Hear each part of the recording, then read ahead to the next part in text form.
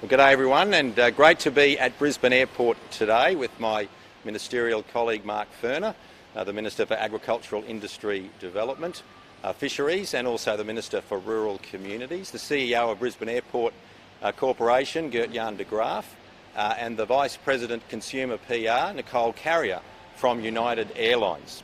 Yesterday was a great day for Queensland tourism, and today is a great day for the Queensland economy. We are seeing flights coming back to Queensland, taking some of the best produce in the world, some of the best goods in the world, stamped with that great maroon Queensland stamp, made in Queensland, and taking the best in the world from our state to the United States. Yesterday we saw 250 tourists very happily arriving in Queensland on United Airlines' first direct flight from San Francisco to Brisbane. And now United Airlines Flight 97 will depart Queensland. And on that plane there will be some happy tourists, happy families returning to the United States, happy business travellers being able to fly back to the United States. So I'm happy for them, but I'm even happier in the fact that there are big silver boxes in the bottom of that plane in the cargo hold that's going to take some of the best goods in the world back to the United States. On that flight today, we're going to see 15 tonnes of chilled Queensland beef, the best beef in the world, travelling to the United States, 1.3 tonnes of cosmetics made in Queensland, and almost 1 tonne, 900 kilograms of components for four-wheel drive vehicles manufactured here in Queensland, not too far away from here at Brendale. More flights to Queensland means more tourists, but it also means more export opportunities. And more exports from Queensland means more Queensland jobs. 1 in 5 Queenslanders, the jobs of 1 in 5 Queensland is dependent on trade and exports. So the more flights we have flying out from Queensland means more good jobs at home. We're so happy to be beefing up exports from Queensland today. Last financial year, 35,000 tonnes of goods flew out of this airport, flew out of Brisbane Airport to destinations around the world. Almost a third of those goods, a third of that 35,000 tonnes, about 11,000 tonnes of that cargo was Queensland beef, valued at around $300 million. And there are so many other things we export from Queensland right from this airport. That includes medical devices, medical instruments, automotive parts and aircraft parts. This is the best in the world, made in Queensland, going to the rest of the world, and we're so proud to be supporting that. And we're beefing up Queensland exports through our $200 million Aviation Industry Attraction Fund, which is supporting more flights coming in to Queensland. And we're also supporting it through a $150 million expansion of our trade and investment strategy as a state that will support exporters around this state, exporting goods to the world. So today I really want to acknowledge and thank Nicole and the team from United Airlines. This is a great partnership, a very long partnership we've had with United Airlines, but now the flights are coming back to Queensland, and we're so delighted that there's a non-stop flight now to the United States, and we thank Nicole and her team. I want to thank Gert-Jan. This has been perhaps the most difficult time that aviation has felt for many, many decades. It's been a terrible time, but Gert-Jan and his team here have not stopped. They've continued to support their staff here, and now we are seeing the flights coming back. And that partnership, that $200 million Aviation Attraction Fund, is a partnership between our government and the big airports in Queensland, and Gert-Jan's played a very significant role in bringing that plan together. And now we're projecting Team Queensland to the world, attracting more flights to our state. So I also want to recognise the team from Menzies Cargo. They've done a great job during the pandemic, and now they are really accelerating what they can do for Queensland exporters as well. So today, congratulations to Menzies, to United Airlines and to Brisbane Airport. It's great to be able to support this as Queensland Treasurer and Minister for Trade and Investment, and we want more flights with more goods travelling to more parts of the world coming from Queensland, and that's what I'll be supporting in my job as Trade Minister.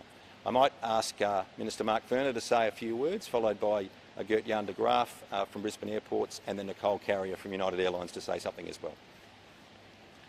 Well, thank you, Treasurer, and it's great to join you as not only the Treasurer but also the Minister for Trade in this exciting announcement here this morning. I share in your comments about beefing up the opportunities for Queensland, because today we're seeing 15,000 kilograms of top quality Queensland beef going to San Francisco and United States. So I congratulate United Airlines but also Menzies for their support in collaborating with the Queensland Government. That 15,000 kilograms of beef no doubt supports the very good 18,000 beef jobs in Queensland alone, adding to the value of beef that is GVP of $4.9 billion. So as we see opportunities like this progressing, you'll see more Queensland good jobs throughout our regions, adding to that 18,000 number. So we export to 69 countries in terms of our beef. That's why the world has this insatiable appetite with our beef. It is better and second to none.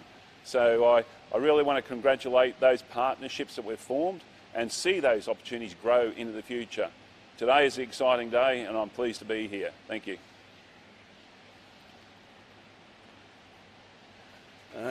Thank you, Treasurer Cameron Dick.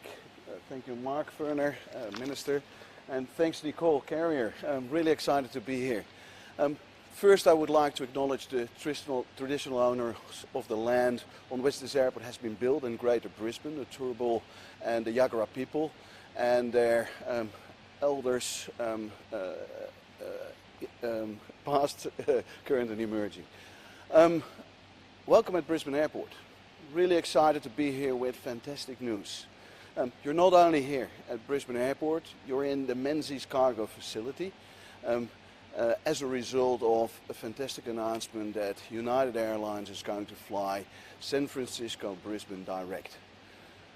Cargo is probably one of the most unknown and undervalued parts of our industry. But of the 24,000 people working at Brisbane Airport, a significant number of those is employed by cargo companies and logistics companies. So it's incredibly important for our business. It's also incredibly important for an airline because air freight is usually of high value and definitely time critical. That's why we're flying it. And therefore it's sometimes the icing of the cake for an airline to make a route worthwhile and make it valuable. Air freight is really important in our industry. Yesterday we were here at the airport celebrating the arrival of, as Cameron Dick already said, 257 tourists visiting our state. Today we're celebrating the departure of that same aircraft, 787-900, not only known for its nice product, but also for the cargo capacity it has. With also a significant number of travelers to the US for leisure reasons, to do business and the likes. So therefore we're really excited about what's happening these days. As said before, cargo is quite often valuable and time critical. As you heard before, that includes things like meat, automotive parts, fresh food, seafood and crustaceans that we will be exporting to the US. At the same time, we will be importing from the US things like pharmaceuticals, automotive parts, and even, interestingly enough, aviation-related services and parts. This part of our business, again, is not very well known, but incredibly important. And it could have been done without the collaboration of state government, Brisbane Airport and United Airlines. And I really would like to stress that the fund that was created between state government and the 4 international airports in Queensland has been instrumental in convincing United Airlines to take the risk and start, for the first time ever, a flight into Queensland from San Francisco. So I'm really proud that that partnership paid off, and hopefully there's a lot more to come. I will not put United on the spot right now, but we're starting off with 3 times weekly, but we're really keen to make this a daily flight that provides certainty for importers and exporters and for tourists alike. So without further ado, thank you very much, and the floor is yours. Oh, thank you so much. Thank you. It is my honor and privilege to be here this morning representing United Airlines as we celebrate our first ever flight from Brisbane to San Francisco. And I would not be standing here today if not for the partnership of the Queensland government, from the Brisbane Airport Corporation and our business partners. So thank you so much for that. It means so much to us and our company. And today is really just the latest chapter in what has been a long and storied history for United Airlines here in Australia. So we actually were the first U.S. carrier, or we've been the longest serving U.S. carrier here between the U.S. and Australia, starting 35 years ago back in Sydney. And now we are actually, something we're very proud of is that we were the only airline to have both passenger and cargo service between our two countries during the pandemic. So while we were so thrilled for that to be a vital lifeline for our Australian citizens to be able to repatriate back to Australia, the cargo part of our operation was a literal lifeline between our two countries, and those vital supply chains helped ensure that we had PPE and pharmaceuticals and vaccines. They were able to get to the people and the places where they were needed most. And now, as the world reopens, as we come out on the other side of COVID, it's just a wonderful time for us to be able to expand our service, to offer not just this new flight to Brisbane, but we're also expanding service to Sydney and Melbourne as well. And now we offer more flights between the US and Australia than any other US airline, which is something we're very proud of. And as is mentioned, we do think the cargo side of the business is something that we don't talk as much about when we think about the tourism side of the business, but it is a critical link, and especially as we talk a lot about global supply chains and to be able to strengthen and open those, it's something that's really vital and important to us. So every week we have the capability of shipping more than 60,000 kilograms of cargo from Brisbane and Queensland over to the United States. And while San Francisco is definitely a beautiful and wonderful tourist destination, it's also a vital cargo hub as well. So from San Francisco, the beef that's been mentioned, all the wonderful goods that are made here in Queensland have a lot of opportunities to be able to expand elsewhere in the United States and beyond, which is something we're really thrilled about as well. And you might start to see some ads around town around Brisbane for our Good Leads the Way advertising campaign for United. And that's really about our spirit of doing good for the communities in which we do business. And for us to be able to have this cargo capability, to be able to support local Queensland businesses, to be able to help bring the economy back is something that we're thrilled to do and very proud of. So we appreciate the opportunity. Thank you. Thanks, Nicole. Any questions for Nicole? Yeah, Nicole. Oh, of course, yes. Are there more widespread flights in the pipeline for Brisbane and America? You know, as of now, we're focused on the flight today and getting the service off started. But we've had such a warm welcome and a wonderful partnership with everyone here in Queensland that it's certainly something that we'll continue to keep an eye on. Is it a full flight today? You know what? Off the top of my head, I'm not quite sure, but I believe so. It has been selling very well. We've been very pleased at the level of interest that we've received in the flight. Obviously, those extra flights would be very much dependent on demand. Is that correct? Absolutely, yeah. There's a number of factors that we take into consideration when we think about where we fly, and certainly demand is a key part of that. What is it about Queensland that made you decide to pick different routes? Oh, that's a wonderful question. I think, again, there's a lot of things that go into that decision. I think it's obviously looking for a place where we have those strong relationships with the airport and the local governments that really help make those opportunities possible. It is a little bit of demand. It's also looking at how it fits into our broader network. And another thing I think that made this a really viable route is our new partnership with Virgin Australia. So now we have the opportunity for additional connectivity within Australia, and by having this direct flight into into Brisbane, we have the opportunity to help people from the US get to more destinations in Australia. That's great, Nicole. Thanks so much. Good, thank you. Yeah. Any other questions? Treasurer, is Yeah. this increasing the capacity then for exports? You said 35 times pull out last year around the world. So will this increase these extra flights? Well, the more flights that come into Queensland, the greater the opportunity there is to export. And that's very important, particularly for regional parts of our state. So it's one of the reasons our government committed to constructing 2 regional trade and export facilities, one in Toowoomba, and I want to acknowledge Menzies. They export goods from Toowoomba, Cairns, Darwin and also Brisbane. And then a second one that we built in Cairns, an export trade hub, to support primary producers, in particular in Cairns, to take that produce and export it to the world. So the more flights that we have, the more cargo capacity that we can generate for Queensland, which means greater opportunity for Queensland exporters, whether it be in agriculture, advanced manufacturing, high quality medical equipment, all aspects of our economy presents those opportunities. 35,000 tonnes last year exported from this airport alone, and we want that to expand, and that's what we'll be supporting through our aviation attraction fund. So that's about attracting more seats on more flights coming to Queensland, more routes including to places like San Francisco, and then of course that creates pathways for exporters to go into new markets or new destinations, and that's what we're keen to support. So the AMA's put up a statement saying they've been in budget papers and it looks like hospitals with funding state and territories will be reduced by 2.4 billion over the next few years. What's your response to that? Well, I know this financial year alone in Queensland we're going to receive an additional allocation for healthcare of $1.1 billion, and that's welcome and needed in our health system here in Queensland. The last Morrison budget earlier this year cut funding to public hospitals in Queensland.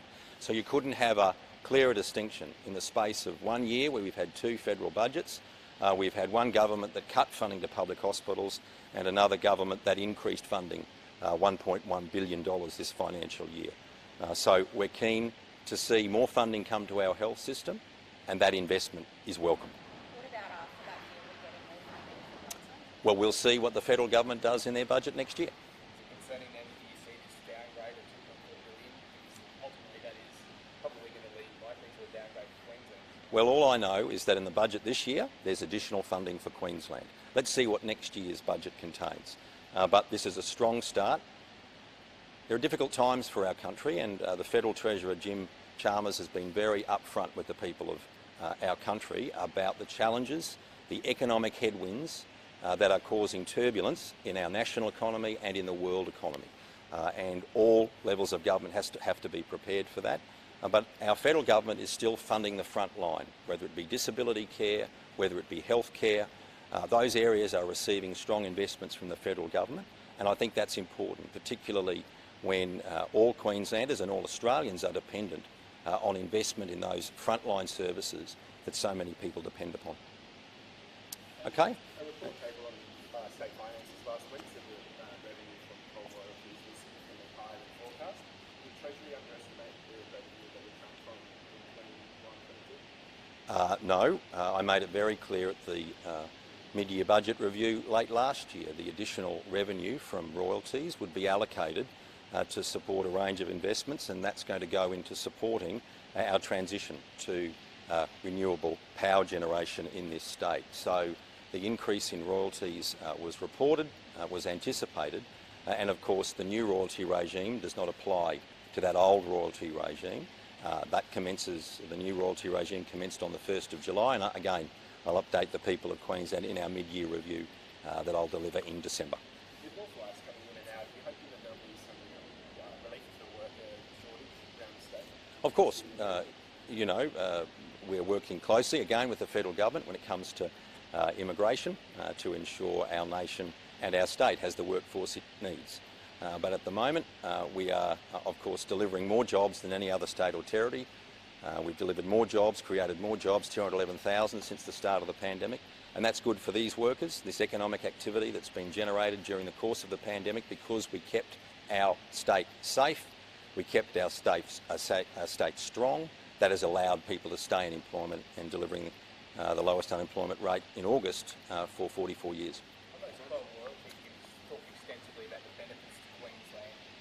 BHP in their ASX update said that in the absence of fiscal returns that are competitive and predictable, they're unable to make significant new investments in Queensland. Now, obviously, you've talked about the benefits. Does hearing something like that, though, concern you that won't be that investment properly on street? No, I'm not concerned. A couple of weeks ago, BHP started a process to continue one of their mines in Queensland, the Peak Down mines, for the next 93 years. So they are looking to continue to extract coal from Queensland. That's a very long horizon by a big company. They want to continue to invest in our state, and we welcome that. That additional revenue from the royalties, will that be going into health? Yes, we've announced that in the budget this year, that we would commit that funding. We anticipate at least $1.2 billion over the next 4 years. That will go into supporting our record investment in healthcare, the largest single budget in healthcare in our state's history, more than $23 billion, the largest uplift in health funding in Queensland history. the largest investment in hospitals and infrastructure in Queensland history, almost $9.8 billion, and of course the largest single investment in mental health care in our state's history, $1.6 billion over 5 years. So that's our commitment to healthcare as a state, and we've said that we'll use that revenue to support healthcare in the state. $1.2 billion will be used to support healthcare, including building those, the 3 new hospitals we'll be constructing, renovating, expanding or otherwise supporting 11 regional hospitals, including building a new hospital in Moranbah for the miners who've generated, and their families that have generated so much wealth for our state over many years. What is the government doing in light of the NAPLAN results that show that kids in grades 5, 7 and 9 are lagging behind on writing compared to reading and literacy? What's the government doing to invest in those kids? Minister Grace will be doing a press conference later on, so she'll speak to those matters then, George. All right. We're seeing a few ads about the hospital expansion program that you touched on there that's costing $1 million. Why is the government spending money on advertising the program? Do you need to do that? Shouldn't that money be millions of dollars? Why do you need to spend it on ads? I think it's very important that the people of Queensland, particularly in regional Queensland, know the investment that is being made in them. And that's why we support those sorts of campaigns across the state. So $1 million is a good deal? Yes. Would they prefer to have that $1 million spent on nurses or doctors that can look after them rather than telling them how to do their health systems? Well, I think what you've just heard, the single biggest health budget in history, more than $23.6 billion.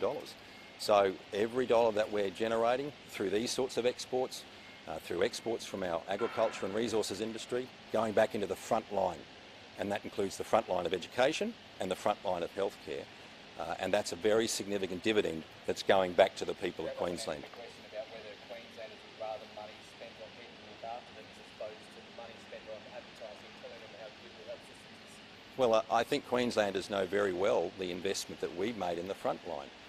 No government in Queensland history has employed more doctors, nurses and allied health professionals than the Palaszczuk Labor government, and that will continue to accelerate now over the forward estimates. So the front line is very strong, more staff than ever before, increasing at a very significant rate, and we're proud to do that as a Labor government. All right? Sure. Good, yeah?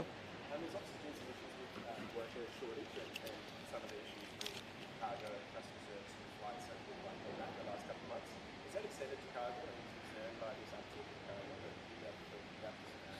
Yeah, the good news is here at Brisbane Airport we haven't had serious customer service issues due to staff shortages. So we've done really well over the school holiday period up until now.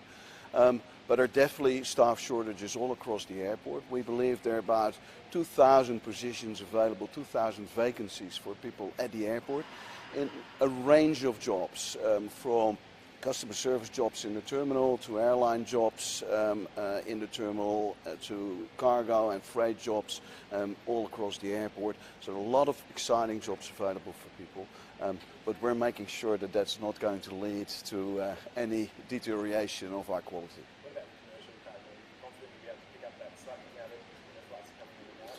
Yeah, it's really important that we see our international network expanding, not only for tourism, not only for business, but also for freight and cargo. One of the most important reasons is that currently a lot of our exporters are actually trucking freight from Brisbane, from Queensland, to Sydney and Melbourne. That obviously costs a lot of money, costs a lot of time. It's much easier, much cheaper and much more efficient for them to fly directly from Brisbane Airport to the rest of the world. That's great. Thanks, everyone. Thank you. Thank you.